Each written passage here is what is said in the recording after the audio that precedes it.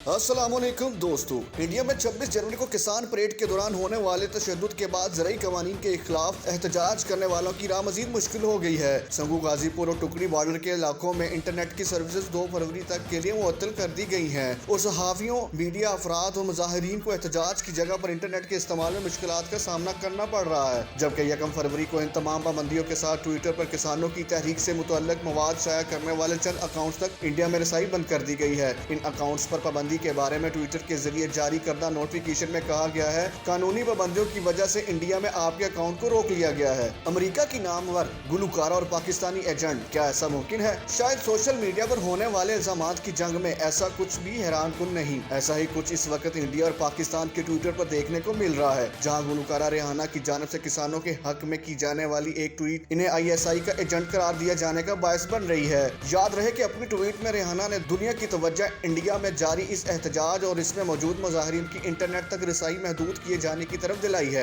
इस तरह मियां खलीफा ने इंडिया में इंसानी हकूक के खिलाफ वर्जियों का जिक्र किया। इसके रद्द अमल में इंडिया ने गैर मुल्की अफराद और आर्मी सतह पर मारूफ शख्सियात पर इल्जाम लगाया है कि वो मुल्क में किसानों के एहतजाज पर सनसनी फैला रहे हैं। इधर रेहाना की ट्वीट पर सोशल मीडिया पर शदीद रद्द अमल सामने आ रहा है और इन पर मुख्तलिफ किस्म के इल्जामात लगाए जा रहे हैं और सोशल मीडिया पर पाकिस्तान और इंडियन सार्फिन में लफ्जों की जंग जारी है। रेहाना की ट्वीट पर जवाब देते हुए एक सार्फ फाल्कन शाह ने रेहाना और पाकिस्तानी वफाकी वजीर जुल्फ़िकार बुखारी की एक तस्वीर ट्वीट की और कहा, यह सबूत है कि ये ट्वीट ISI की जानिब से करवाई गई है।